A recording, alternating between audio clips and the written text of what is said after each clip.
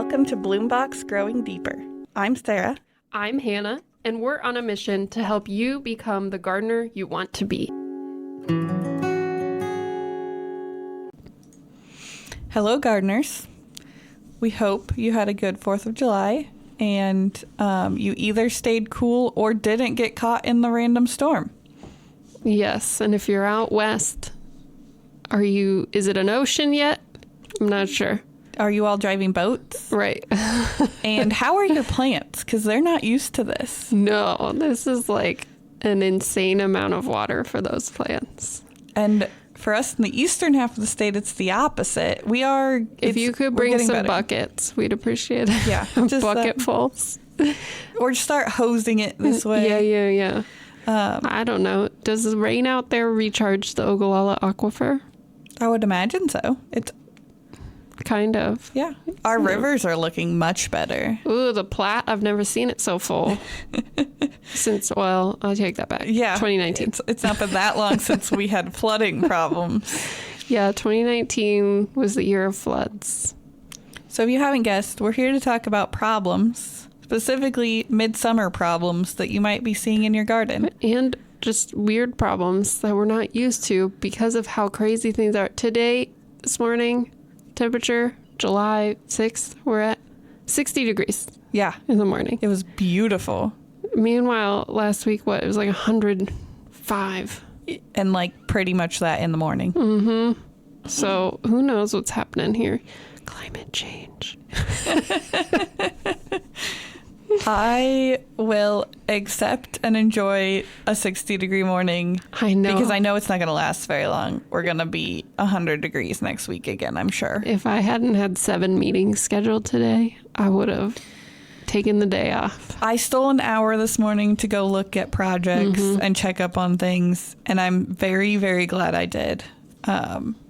Things are looking gorgeous, and it was just really nice to be out in the nice weather before coming back to my office to look at people's paperwork. Yeah.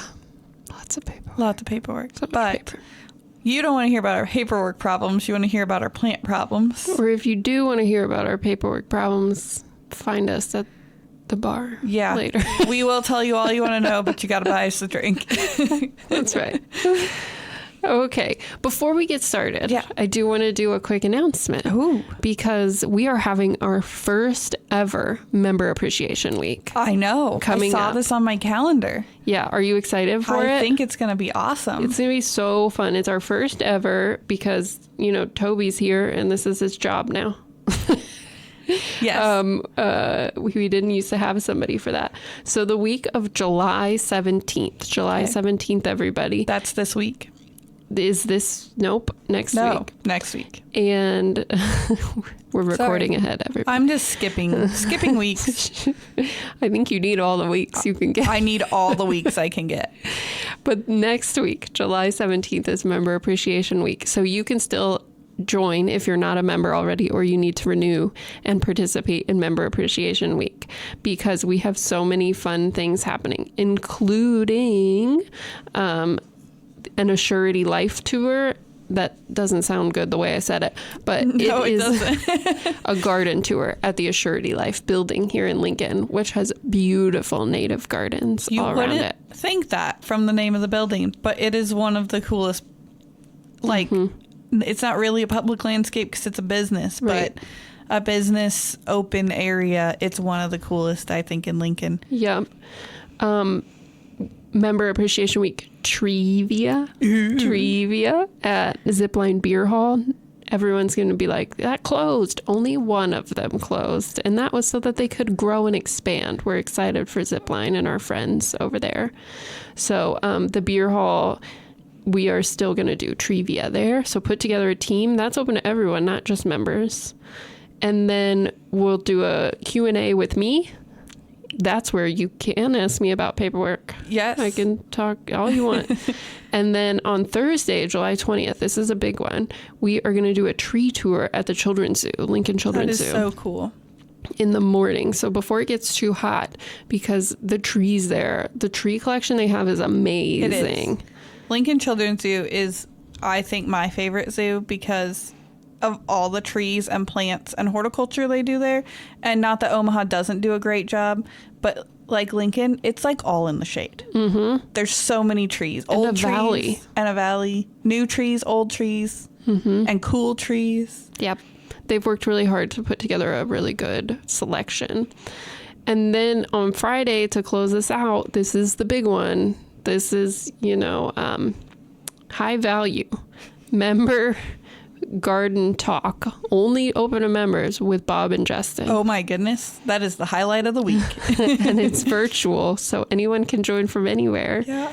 And that's the only way to get your questions in front of Bob and Justin that week. And your Q&A with the director is also virtual, right? Also virtual, and also only open to members. Yeah, so we've got 2 virtual, 3 virtual. I didn't mention one of them is how to use iNaturalist and doing a bio blitz that week. That sounds very cool. Mm-hmm. Okay, so 3 virtual, 2 in person, 1 open to anybody but in person. 3 in person. 3 in person. You guys are going to be busy.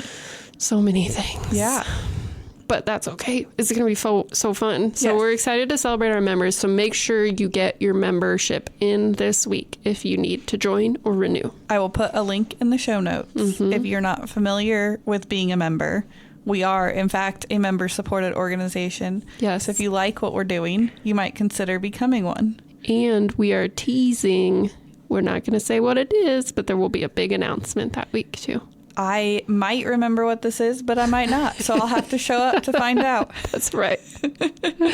I think you'll be excited. If you listen to the podcast, you'll be excited about the big announcement. Okay. So check the show notes for a link to what it means to be a member of the Nebraska Statewide Arboretum, and then join us for our Appreciation Week. Mm-hmm. We'll be happy to have you. Okay. All right. What are we talking about? Problems. Okay. Problems. 99 problems, and plants are one of them. No, plants are the solution. Sometimes they cause problems. Okay, so the first problem we're going to start with. So these are all things that kind of occur in the garden, not only in Midsummer, but they kind of intensify right now. Right, and people have been asking. Yes, I pulled almost all of these from Facebook questions or Hannah's questions. So thank you. Or comments. I guess yours was more of a comment. Yeah. Flopping. Flippity flop. Not the shoes. We like to have flippity flops around the pool, but not in our plants. Not in our plants. So plants flop. It's a thing. Sometimes you can stop it. Sometimes you just got to work with it. You know, my Rudbeckia, the big tall one that I always forget the full name of. Subtomentosa. Thank you. Has flopped every year for like 3 years now. I think only 1 year it stood up straight. That's okay. It's in its teenage phase. Yeah. So it flops, and then so now the plant has like 2 bends in it, because then it rebends and then it flops straight. Oh, that's great. So it's kind of fun. That is fun. I don't mind it. So there's kind of 3 approaches to this. One is to just acknowledge that we're growing tall grass prairie species and pack more plants in. Yep. Now, the plants you pack in matter.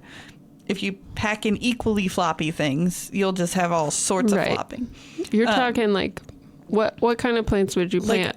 To hold up a Rudbeckia, probably things like big blue stem, or stiff leaf goldenrod, or like a really rigid aster. Sure. Things that are like oomph. Yeah. Not like a coreopsis or a geranium. Do or you like know what I put next to it? What'd you put next to it? Joe Pye. So equally floppy. Equally tall and floppy. This is one of my original gardens. That's okay. It's still fine. Yeah. Because that's only one solution, right? Is to use other plants to hold it up.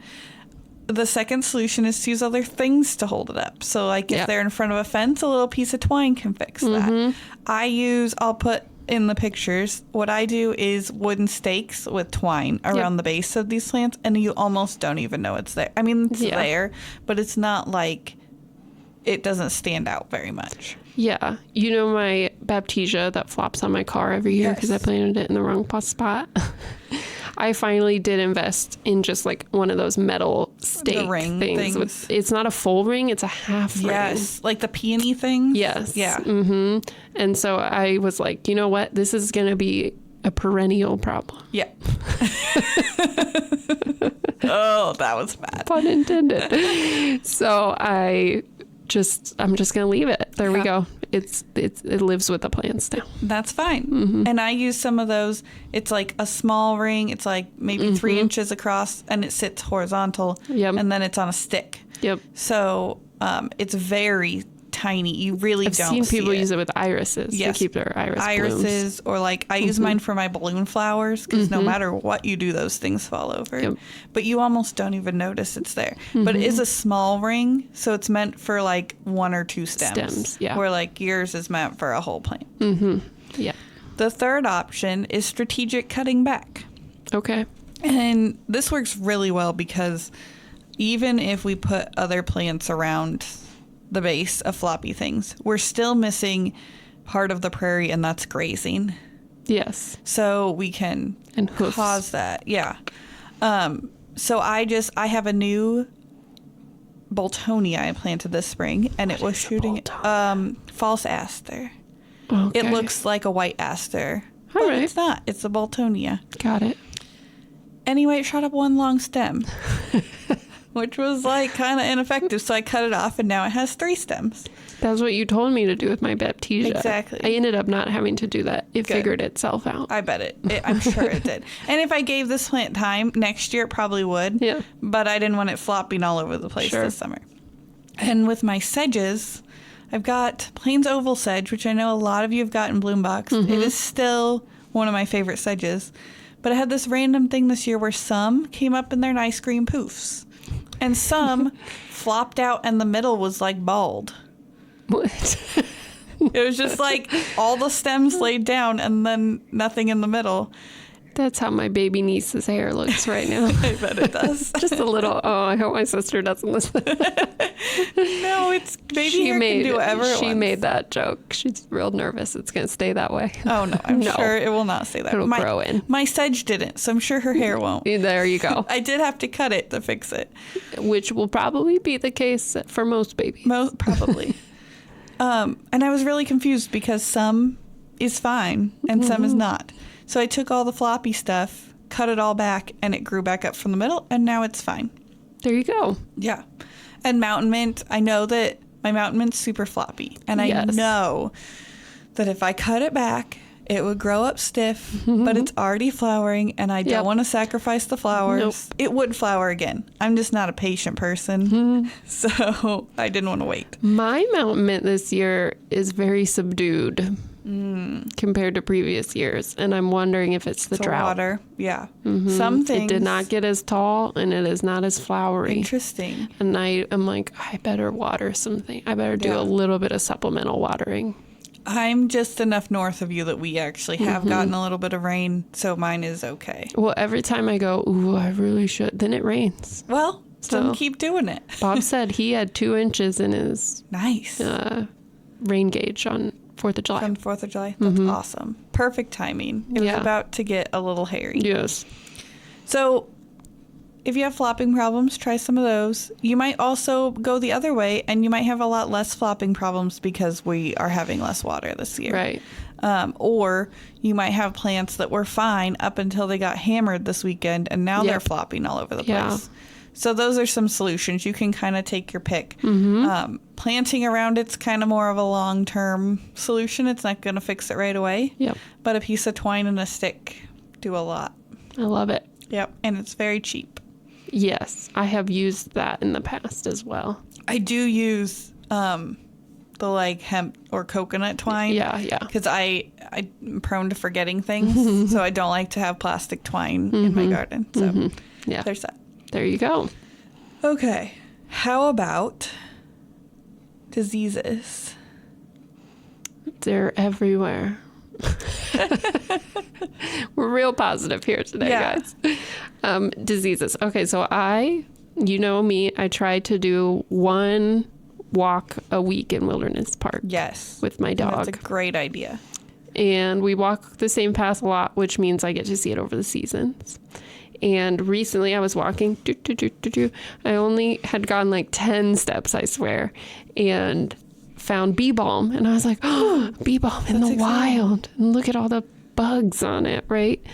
And I had been in Little Rock for a week, and it was 115 there, and it was 80 here. So I was really luxuriating. Yes. So I looked at the bee balm, and wouldn't you believe it? I took a picture. What does it have? Powdery mildew. Mm-hmm. We get, I love all of you NSA supporters, but if I get a complaint about powdery mildew on bee balm in our greenhouse one more time, I'm just going to start replying with this picture of it in the wild. It is a problem for bee balm, but also not a problem. It's actually only a problem for people. The bee balm doesn't care. That's true. It is just the natural state of bee balm to have powdery mildew. Now, there's better years and worse years. Mm-hmm. Out west, I bet you guys are having a pretty bad time with it right now. Yeah.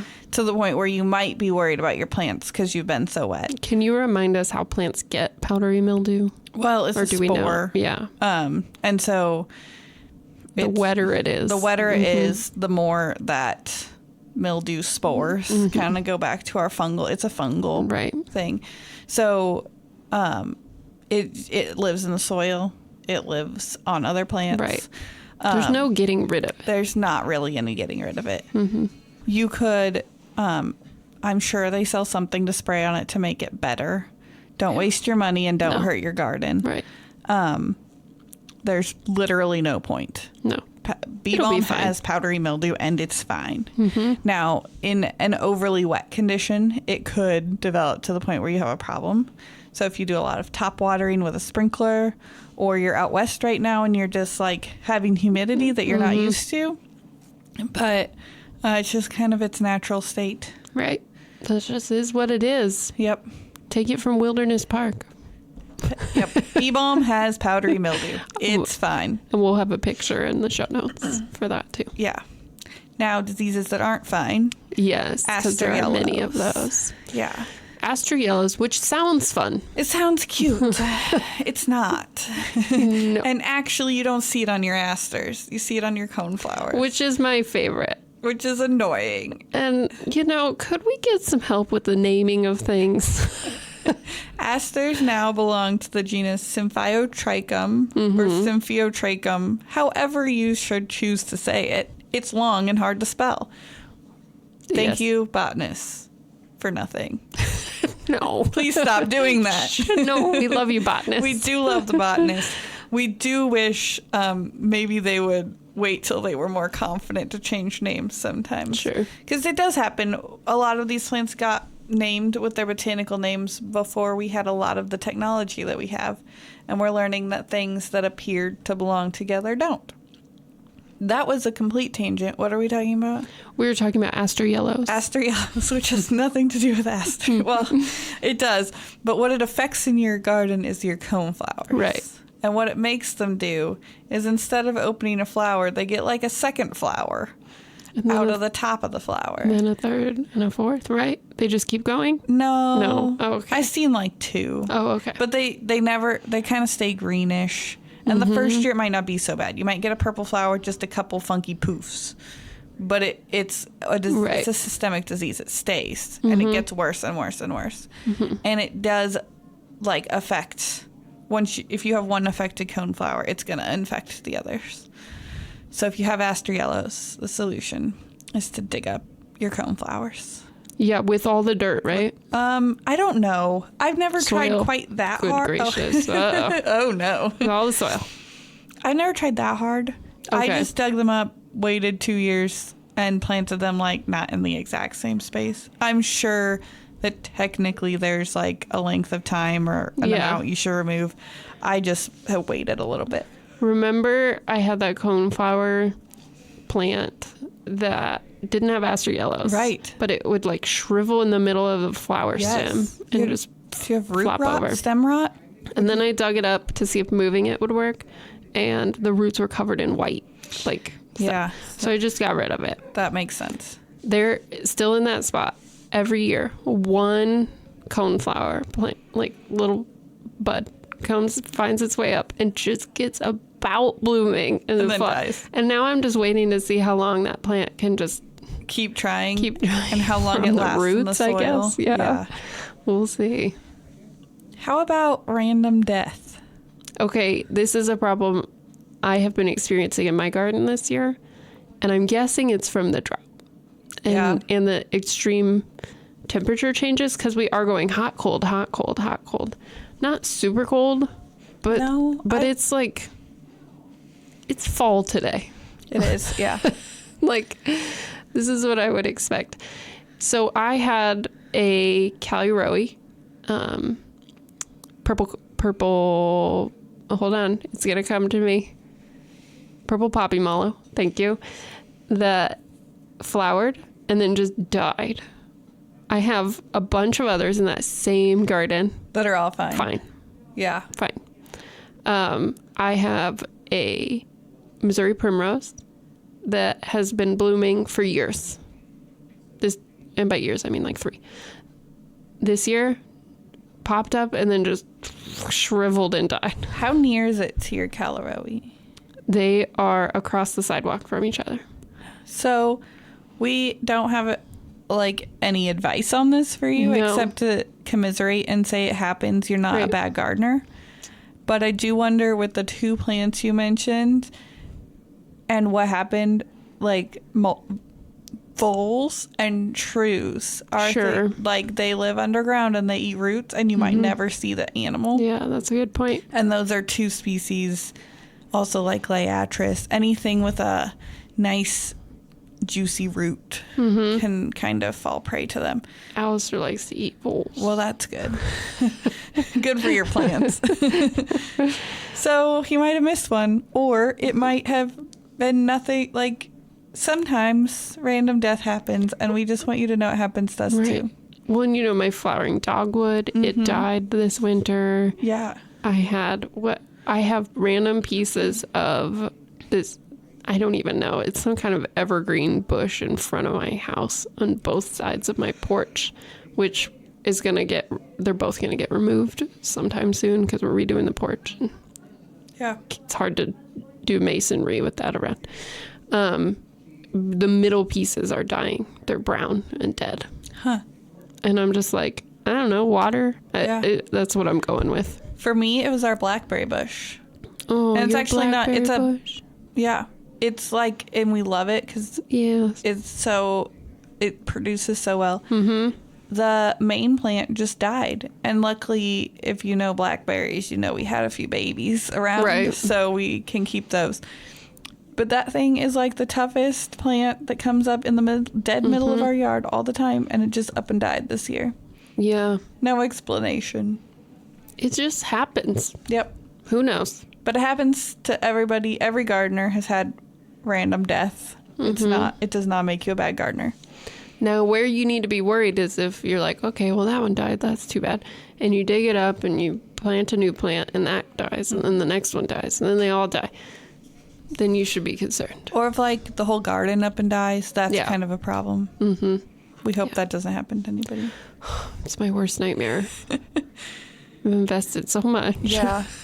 Time, sweat, blood, tears. Yeah, money. Gardening is not a cheap hobby sometimes. Okay, insects. We'll start with problematic ones. Okay. And so we had in our Facebook group a question about some asters that were turning yellow. Mm-hmm. And it's not asters yellow. It's not aster yellows, which makes that very difficult to search, let me tell you. And it was kind of a conundrum because people were asking questions, trying to get to a diagnosis. And yeah, it is up against a brick wall, but all the other plants are fine. So that takes out kind of the heat factor. And so it ended up, from my books, looking like... What was turning yellow? The leaves? The leaves. And it started with the lower leaves. Okay. So, yes, there technically are some diseases and viruses, but usually you see those in, like, really heavily planted monocultures. I just have not seen too many diseases to that extent get diagnosed in a home garden, right? Outside of like a greenhouse or like an intensive growing area. Yeah.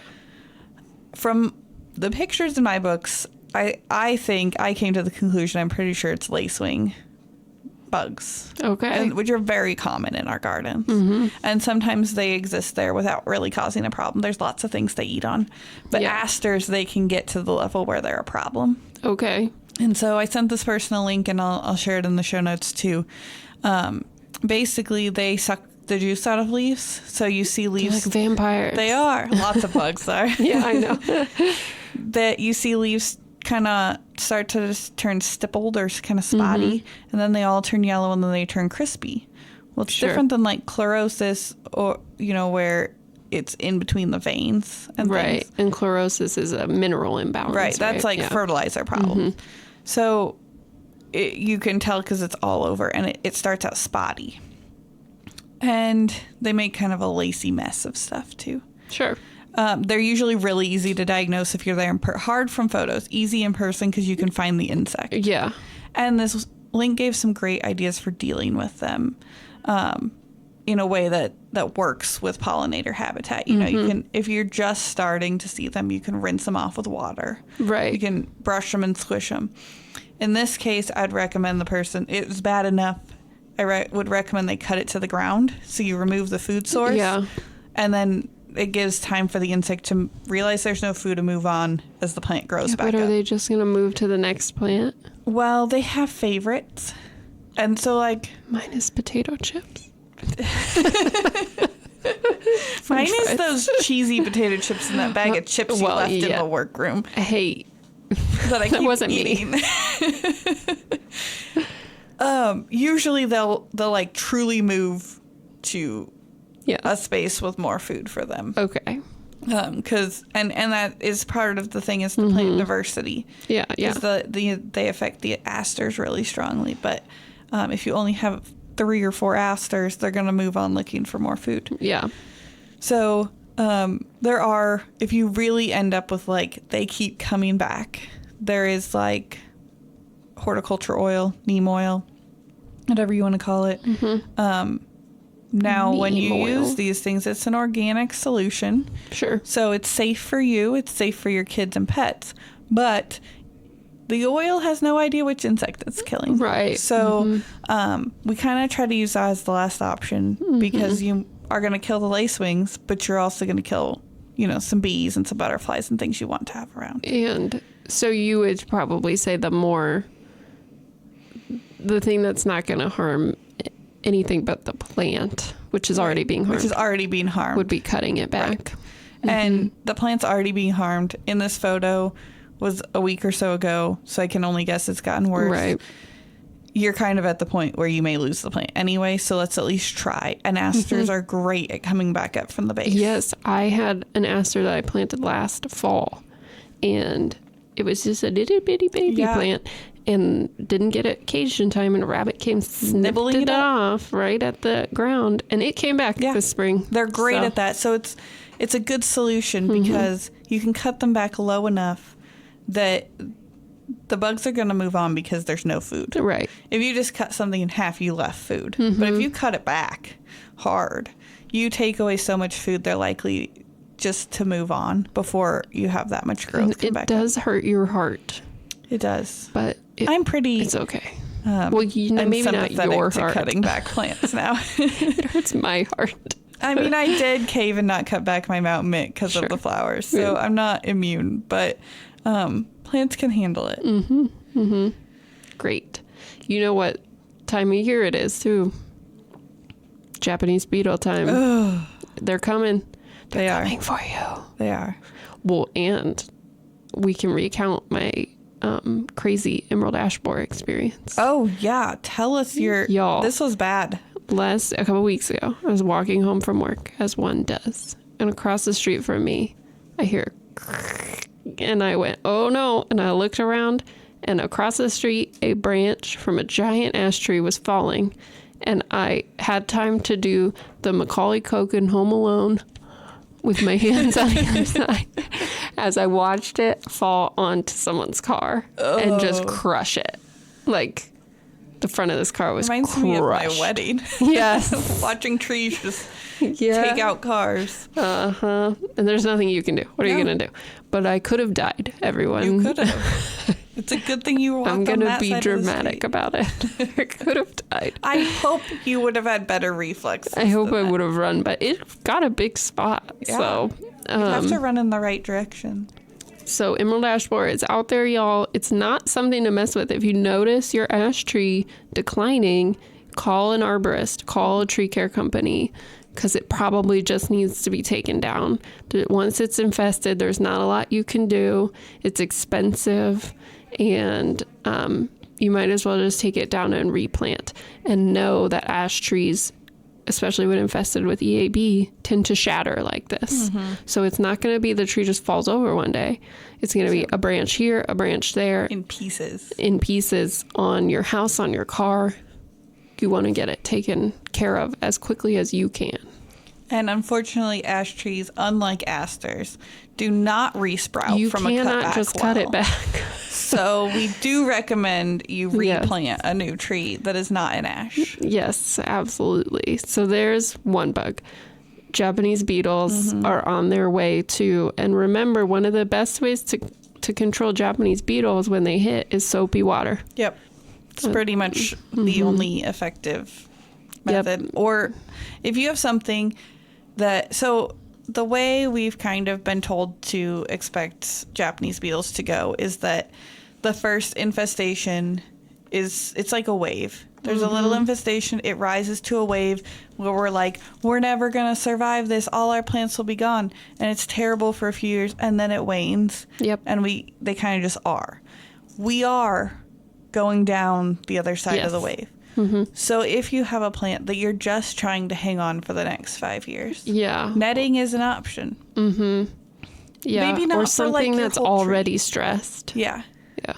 Maybe not for a whole giant tree, but if you've got like a couple rose bushes that you just love, grandma's roses that you just need to keep alive, like netting like they put over grapes will help.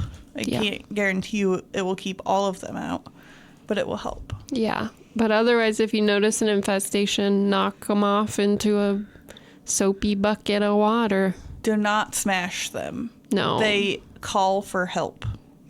That's not really what's happening, but it will summon more. I would also call for help. Somebody's smashing me. I don't know what they think the other beetles are going to do because they're not really an aggressive bug. Right. But yeah, they can't sting you. They can't sting you, but you don't want to smash them because they do release a pheromone. Right. So just sweep them off into a bucket. That's what you can do. Yeah. They don't, unless you have a really big swath of land, don't put out the traps. No, you need to have them. The way the traps work is to summon them away. So they require a lot of space. Now, bugs that are not a problem. Yeah. This is the time of year I get all sorts of pictures and calls about eggs on plants and things nibbling on plants. And do you say, congratulations, I do. It's a baby? Yes, that's exactly what's happening. Sure, they're bad bugs lay insects.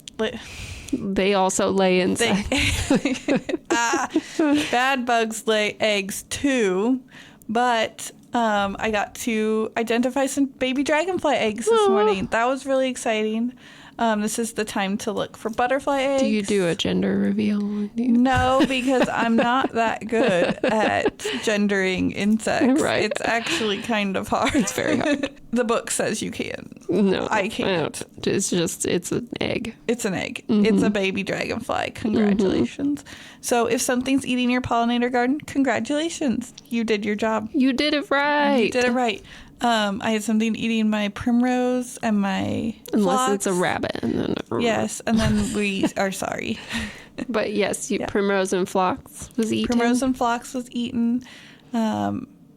Yeah, that's all I've noticed so far. But I watch, because when you see the nibbles, then you can find the caterpillars. Right. And once you find the caterpillars, you can look for chrysalises. Right. Remember, plants are part of the food chain. They are intended to be eaten. They must be eaten in order to do their job. So if you have eggs or you have nibbled plants, congratulations. You have a reproduction of insects, which is exactly what we're going for. Active ecosystem. Yes, with that's a life a cycle. better word. That's what I was trying to say. Now, we know Hannah is on a schedule today. Sorry. So, board meeting. We have done a pretty good job staying on time. Anything else you needed to add? I think that's everything. Okay. I just, remind people to be mindful of the watering situation. After our 1.5 inches of rain this weekend, my neighbor's sprinklers were running this morning. I've seen them running in the rain. So let's try not to set them on automatic and only water when we need.